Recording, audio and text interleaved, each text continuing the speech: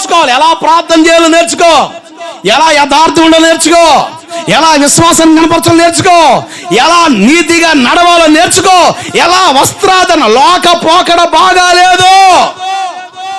ఓ తల్లిదండ్రులారా, నేను నేరుగా ఈ బలిపీఠం చెప్తున్నాను. నా పెంపకం మన పెంపకం అంటే నీకు పొడుచుకొస్తుంది. నీ పెంపకం అంటే అసలు నీకు లెగ్గుతో ఒంటి కాళ్ళ మీద తోసిపోలేక నిన్ను నాకు సంబంధం లేదు.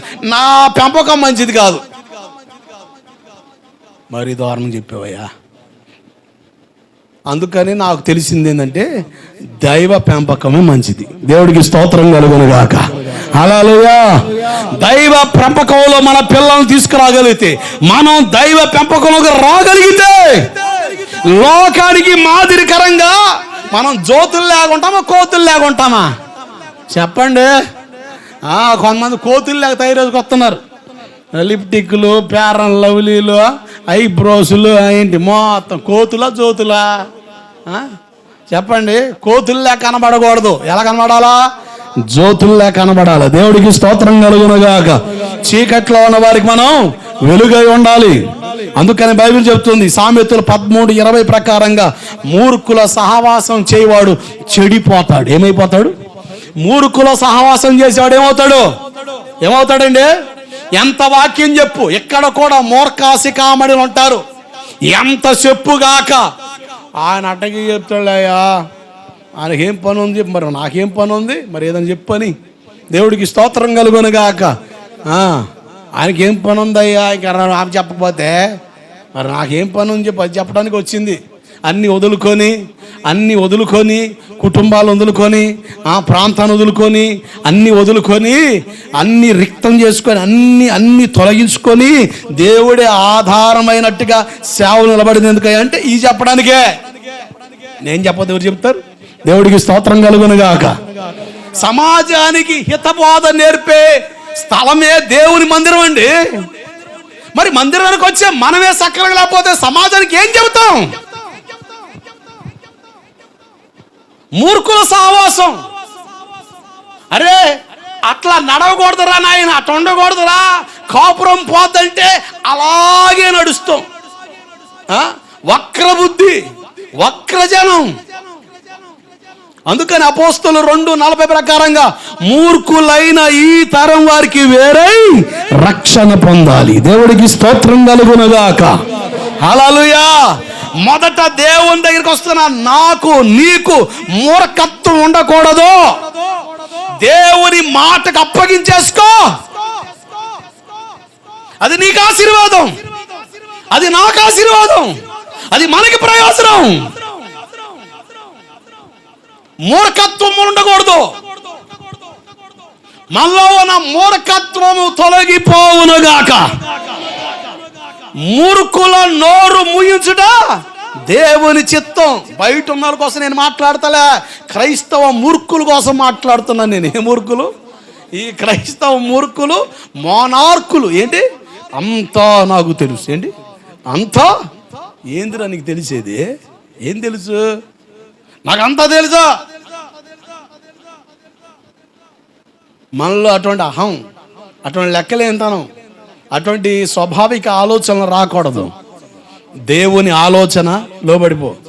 కొన్నిసార్లు బుద్ధిహీనమైన పొరపాట్లు చేస్తాం. బలహీనలుగా ఉండి బలహీన ఘట్టాలుగా, బలహీన స్థలాల్లో బలహీన పడుతుంటాం. అటువంటి సందర్భాల్లో దేవుని వాక్యం మనకి అందినప్పుడు దాని ద్వారా బలోపేతమై మనలో ఉన్న మూర్ఖత్వాన్ని, అజ్ఞానం తొలగించి మూర్ఖులతో సహవాసం చేయకుండా ఈ మూర్ఖులకు, ఈ తరం వారికి వేరై రక్షణ పొందాలి. హల్లెలూయా.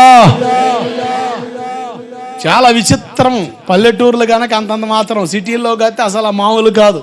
తలపేణం తోక్కొస్తుంది. ఈ సినిమా హీరోలకి బ్యానర్లు కడతారా, కటౌట్లు కడతారా, వీళ్ళు కూడా చర్చిలకు వస్తారుగా, వీళ్ళకంటూ డై హార్డ్ ఫ్యాన్స్ ఉంటారుగా. సరే, అభిమానం కలిగి ఉన్న తప్పని నేను చెప్పట్లే. విచిత్రం ఏంటంటే వాళ్ళ హీరో ఏడదాకా మడితే ఈడు కూడా ఏడదాకా మడుతాడు. ఏడదాకా మడుతాడు. వాళ్ళ హీరో పిలకేత్తీడు, పిలకేస్తాడు. వాడు ₹1,00,000 కెమెరా ముందు ఉంటాడు కనుక వాడు కమ్మ కనబడతాడు. నువ్వేమో ఉడతలు పట్టే రకంగా కనబడతావు అయ్యా. ఉడతలు పీకిన థర్డ్ ట్యాంక్లా కనబడతావు, అయినా కూడా హీరో స్టైల్ అండి, మా హీరో స్టైల్ అండి అని. ఒక కుర్రోడు జాన్ వెస్లీ గారి చర్చికి వస్తున్నాడు, హోసన్న మిస్ట్రీ జాన్ వెస్లీ గారి చర్చికి. ఆ హీరో ఏ సినిమా రిలీజ్ అయితే ఆ టైపులో వస్తాడు. వాళ్ళ హీరో ఏదో పెడత కటింగ్ కొట్టాడు అంటే పెడత కటింగ్, ఈడు కూడా ఒక పక్క తీసి పెడత కొట్టాడు. అరే ఏందిరా ఇది, మనం చూస్తేనేమో ఎక్కడదా మాట తీసుకొచ్చావు, ఇప్పుడు చూస్తేనే ఎక్కడ తీసండి. మా హీరో అండి, హీరో డైహార్డ్ ఫ్యాన్స్, అబ్బా డైహార్డ్ ఫ్యాన్స్ అట. కరెంట్ షాక్ తగిలి చచ్చేదాకా, దేవుడికి స్తోత్రం కలుగునగాక. స్తంభాలకి ఏవో కడతా కరెంట్ షాక్ తగిలి సత్తున్నారు, గందరగోళ పరిస్థితులు, డైహార్డ్ ఫ్యాన్స్. ఇక వాళ్ళ హీరో సినిమా తీసాడట, ఎట్ట గోడ వంగినట్టు, ఎట్ట జబ్బిరిగిన కోడి పెట్టలే, ఎట్ట వస్తున్నాడు అటు చర్చికి. ఏందిరా గూడ్స్ బండి ఏమైనా గుర్తిందిరా, ఏందిరా ఈ జబ్బెట పోయిందంటే మా హీరో అండి. అందరికి అర్థమైపోయి ఉండాలా, మరి మామూలు కాదు. మరి డైలాగులు పిల్లల్లో ఏదని చెబితే వాళ్ళు కూడా అబ్బా ఎక్కడి నుంచి వచ్చిందిరా, నీకు వచ్చిన జబ్బు తగ్గేదేలే, నీకు పట్టిన దరిద్రం తగ్గేదేలే, నీకు పట్టిన పోయే కాలం తగ్గేదేలే. తగ్గేదిలే అంటే అవి కూడా తగ్గేదిలే అంటాయి. ఆ రోగం కూడా నీకు పట్టిన రోగం, ఇక మంచానికి పరిమితం అయిపోతావు. ఎంత దారుణం అండి. ఇవన్నీ మనసులోకి వస్తున్నాయి కానీ దేవుని వాక్యం వస్తుందా? ఏమండి మన హీరో ఎవరు ఎవరు చెప్పలేకపోతున్నారు కొంతమంది, నోట్లోకి రావట్లే. ఎవరు అంత కష్టం చెప్తారు ఎందుకు? మనస్ఫూర్తి చెప్పండి, యేసయ్యా. అసలు ఆ పేర్లు అంత తేలికొందండి, యేసయ్యా. అంత కష్టం ఎందుకు? యేసయ్యా ఫ్రీగా వెళ్ళిపోతుంది పేరు, పలకడానికి అంత కష్టమైపోతుంది మనుషులకి. యేసయ్యా, యేసయ్య ఎలా బ్రతికాడు అలా మనం బ్రతుకుదుముగాక. యేసయ్య పాపం చేశాడా? పరిశుద్ధం బ్రతికాడా? కనుక మనం కూడా పరిశుద్ధం బ్రతుకుతాం. పనికిమాల పనులు చేశాడా? మంచి పనులు చేశాడా? మనం కూడా మంచి పనులు చేద్దాం. ప్రతి వారం చర్చికి వెళ్ళలేదా? మనం కూడా చర్చికి వెళ్దాం. అది ఈరోజు చాలామంది లోక సంబంధమైన పోకలు నెత్తినెక్కించుకొని క్రైస్తవ్యాన్ని పోడు చేస్తున్నారు. ఇద్దరు భార్య భర్తలు ఈ మధ్యన తెగ లైవ్లో కూర్చొని తెగ మాట్లాడతా ముచ్చట్లాడతా ఒకళ్ళు ఎవరు అడిగారు అంటే ఏమని, మీరు సినిమాలు చూస్తారా అని. ఈ కుర్రోడు అంటాడు, ఎస్ మేము టీవీలో చూస్తాం. ఏంటి మోటు పతులు ఇవన్నీ మేము చూస్తాం. తప్పేం కాదే, మేము కూడా చూస్తాం. అంటే ఏం చెబుతున్నారయ్యా? సినిమాలు చూడమని చెప్తున్నావు నువ్వు జనాలకి?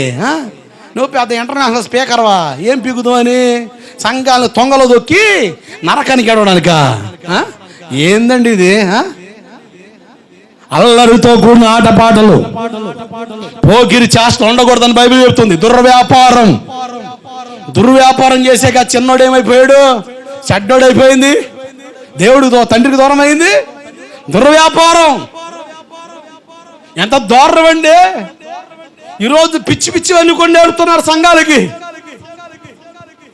వాక్య క్రమంలో మనం కట్టబడ్డం ద్వారా, నేను ఇన్ని సంవత్సరాల నా సేవలో పూర్తిగా ఒక అధ్యయనం చేశా. అమ్మా విన్నారా? నాకు 25 సంవత్సరాల పరిచయంలో అవగాహన ఉంది.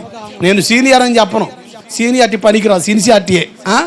నాకు ఆ తీరు లేదు. కానీ ఒక మాట చెబుతా, నేను ఇంత సేవలో చాలా సంఘాలని, సేవకుల్ని, విశ్వాసుల్ని, విధానాలు మొత్తం చూసి నాకు చివరిగా తేలిన ఫలితార్థం ఏంటంటే, సంఘాల్లోకి వచ్చి కూడా పాడైపోవడానికి, పనికి మాలేవారలు చేయడానికి, నిష్ప్రయోజకులుగా మారడానికి కారణం ఏంటంటే, ఈరోజు మూర్ఖ తరం సంఘాల్లో కూడా తగలబడింది.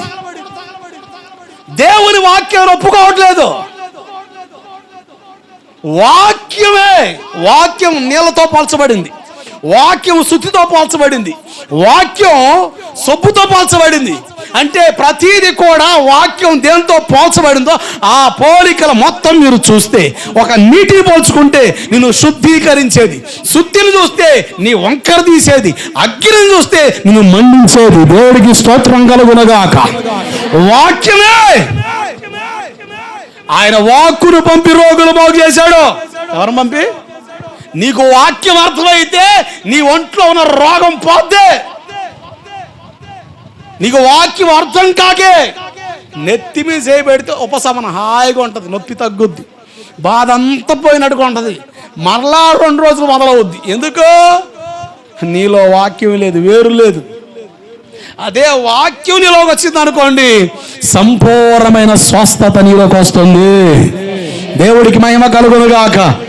నేను ఇన్ని సంవత్సరాలు నా సేవ అధ్యాయంలో తెలుసుకున్న విషయాలని నీతో మాట్లాడుతుంది. నువ్వు పరలోకంలో ఉండాలందే నా ఇష్టం.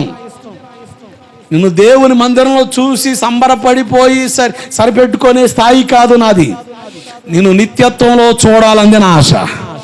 పరలోక వారసుడుగా మనం మార్చబడాలందే దేవుని నిత్య సంకల్పం. గట్టిగా చప్పట్లు కొడుతూ స్తోత్రం చెప్పండి.